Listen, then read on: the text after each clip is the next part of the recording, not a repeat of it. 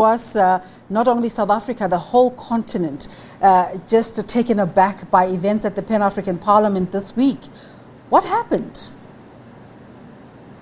Well, what happened is that we're in the process of electing the new president of the Pan-African Parliament. And there were three candidates, one from Southern Africa region, the other from the Western Africa region, and the other from East Africa. And in the process, there were strong objections and resistance from the South because of the principle of rotation. The principle of rotation is law in the African Union, that leadership should circulate amongst member states and amongst geographical regions, in the case of the Pan-African Parliament.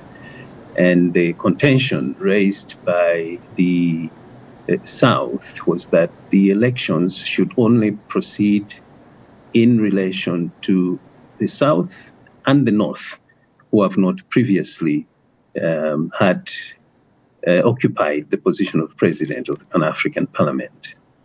And so that's what happened. Yeah. That's the genesis of the disagreements But of course, that have been going on, members. But of course, throughout this process and through these objections, members decrying that clerk doesn't know what to do, is not following procedure. We heard those shouts yesterday of people saying that the clerk has a letter that must be read, and others were against the letter being read. Well, what is the situation in terms of procedure and how the documents? There is a manner in which documents are brought to the floor of Parliament. You don't just stand up and say, I have a letter to read.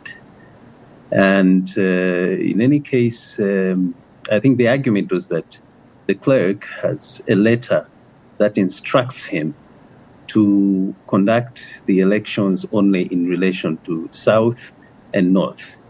And the truth is the clerk does not have that letter. So there was no letter from the African Union? There was a letter, but there's no instruction saying that the clerk should conduct the elections only for the South and the North. There is an opinion of the African Union Legal Council, a reply by the clerk to the African Union Legal Council, and a reply from the African Union Legal Council indicating that the African Union Legal Council is the only one mandated to give opinion on behalf of the what African is the Union. way forward now, Mr. Harawa? The way forward is that the session has been suspended and elections will take place at a later date. Most likely, I think to be practical, this might have to be at the next session.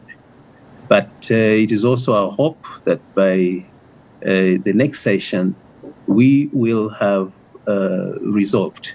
Honorable members will have resolved their differences regarding implementation of the principle of rotation. The principle itself is not in dispute.